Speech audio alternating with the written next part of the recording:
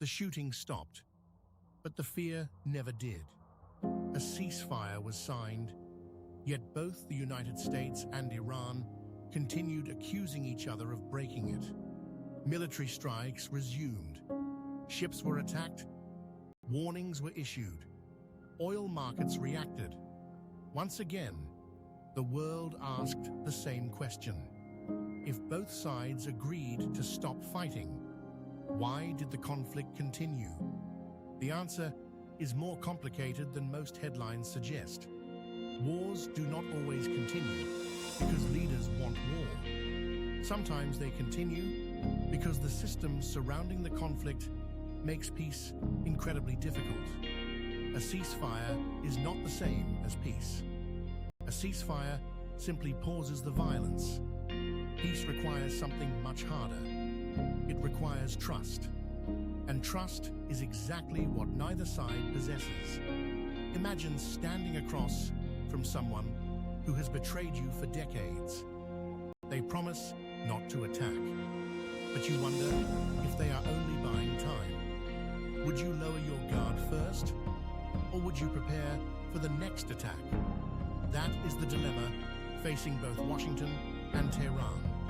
Each government believes it is acting defensively. Each government believes the other is preparing for something worse. Political scientist Robert Jarvis called this the security dilemma. When one side increases its security, the other side often feels less secure. The United States strengthens its military presence across the Middle East. Iran sees encirclement. Iran develops missiles and drones to deter attacks. The United States sees growing aggression. Neither side believes it is starting the conflict. Both believe they are responding to danger. Yet every defensive move creates even greater fear. The cycle repeats. Even when leaders genuinely want peace, another obstacle quickly appears. It is called the commitment problem. Imagine both sides sincerely agree to stop fighting today. What happens tomorrow? What happens next month? What happens next year? Can either side trust the other to keep its promise? That uncertainty changes everything. If Iran reduces its military activity, it fears the United States may increase pressure through sanctions or regional alliances. If the United States eases its pressure, it fears Iran will strengthen its missile program or expand support for regional armed groups. Neither side knows what the other will do after making concessions, so neither side wants to move first. Peace becomes trapped by fear. This mistrust did not appear overnight. It has been building for generations. In 1953, the United States supported the overthrow of Iran's prime minister after disputes over oil and Cold War politics. For many Iranians, that event became proof that foreign powers would interfere in their country whenever strategic interests were threatened. Then came 1979. Iranian students seized the U.S. Embassy in Tehran. More than 50 Americans were held hostage for 444 days. For Americans, it became a symbol of humiliation and hostility. For Iranians, it was part of a revolution against outside influence. Both countries remember history differently. Both carry old wounds into every new crisis. More recently came disputes over Iran's nuclear program. Iran insists its program is peaceful. The United States and its allies fear it could eventually become military. Then came the killing of General Qasem Soleimani in 2020. Washington described it as self-defense. Tehran called it an act of aggression. Each new confrontation reinforces memories of every previous one. History becomes part of today's battlefield. The conflict also stretches far beyond the borders of either country. The United States and Iran rarely confront each other directly. Instead, much of their rivalry plays out through regional partners and armed groups. Hezbollah, the Houthis, Iraqi militias, other regional actors.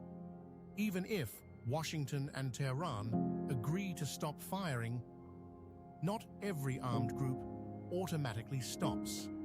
One attack by a proxy can restart an entire crisis.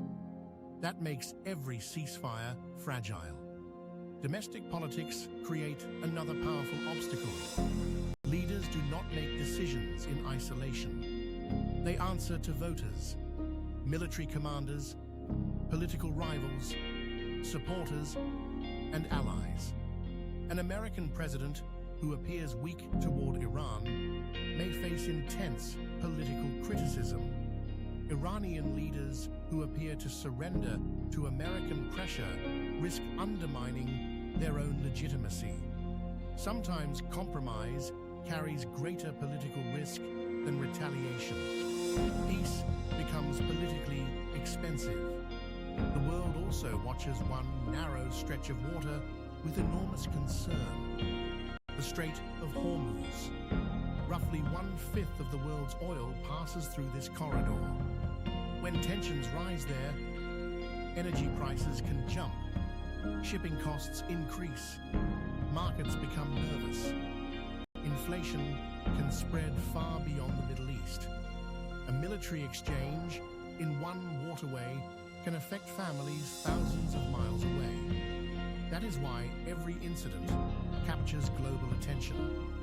But perhaps the biggest lesson is this: the conflict is no longer driven by a single disagreement. It is sustained by an entire system.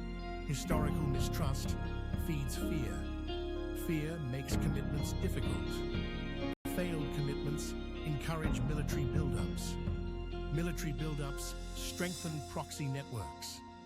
Proxy attacks increase political pressure. Political pressure produces retaliation. Retaliation creates new grievances. The cycle continues. Breaking that cycle requires much more than signing another ceasefire. Peace researchers argue that lasting peace is built through systems just as war is. Trust rarely appears overnight. It grows through repeated cooperation. Countries exchange prisoners, share humanitarian assistance, coordinate disaster relief, establish military communication channels, create independent monitoring systems, verify agreements instead of relying on blind trust. Transparency begins replacing uncertainty. Communication reduces misunderstanding. Verification makes cheating harder. Gradually, cooperation becomes less risky than confrontation. None of these measures eliminate disagreement. They simply make violence less useful. Perhaps that is the most important lesson of all. War and peace are both systems. Wars continue when fear, incentives, institutions, and history reinforce conflict. Peace emerges when communication, accountability, verification, and cooperation reinforce stability. Building war often happens accidentally. Building peace almost always requires deliberate effort. The United States and Iran are not unique. Their conflict simply reveals a challenge that has shaped human history for centuries. The real question is not why wars begin. The harder question is why they continue. And perhaps the answer is this: a ceasefire can stop the shooting, but lasting peace begins only when societies build systems that make cooperation more valuable than conflict.